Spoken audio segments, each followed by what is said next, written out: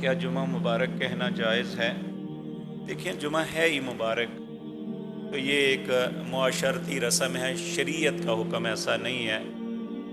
جمعہ مبارک اس کے لیے ہے جس نے جمعے کے دن وہ سارے کام کیے، صبح اٹھا اور فجر کی نماز کو باجماعت پڑھا، اس میں سورت سجدہ اور دہر کی تلاوت کی یا سنی، اس کے بعد وہ جمعے کے دن اس نے سورت کہف پڑھی۔ آپ نے فرمایا جمعے کے دن غسل کرتا ہے، اپنے کپڑوں میں سے اچھا لباس پہنتا ہے، خوشبو لگاتا ہے، پیدل چلتے ہوئے وہ مسجد کی جانب جاتا ہے، اس کے ایک ایک قدم کے بدلے اللہ حج اور روزوں کا ثواب اسے عطا کرتے ہیں۔ میں اس سے محروم نہیں ہونا چاہیے، تیرا شکریہ کہ تو نے مجھے کہا ہے، لیکن میں پیدل ہی اللہ کے گھر تک پہنچوں گا۔ تو یہ ان لوگوں کے لیے مبارک ہے۔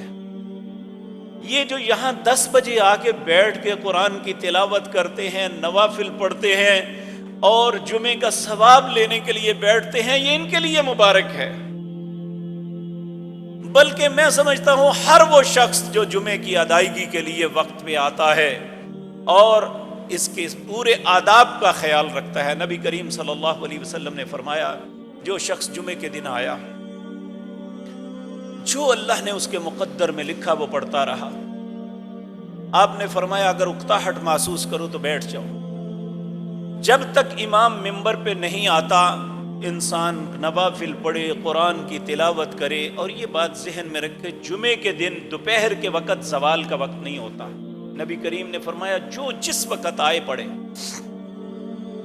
کہا پھر وہ امام کی بات غور سے سنتا ہے، کسی کو نہ بلاتا ہے نہ کسی کے ساتھ بات کرتا ہے، پوری توجہ کے ساتھ، پھر وہ 2 رکعتیں پڑھ کے جمعے سے فارغ ہوتا ہے۔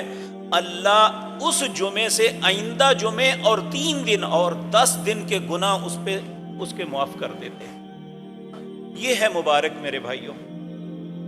اگر تو یہ کام کر لیے تو کوئی کہے یا نہ کہے ہمارے لیے انشاءاللہ مبارک ہے۔ اگر ہم نے جمعے کی ادائیگی میں کوتاہی کی تو پھر کوئی مبارک نہیں، چاہے وہ سارا زمانہ ہمیں مبارکیں لکھتا رہے۔ اصل مبارک میرے پیارے بھائیوں یہ ہے، اللہ رب العزت ہمیں جمعے کے آداب کو ملحوظ خاطر رکھ کے اس دن کی قدر کرنے کی توفیق عطا فرمائے۔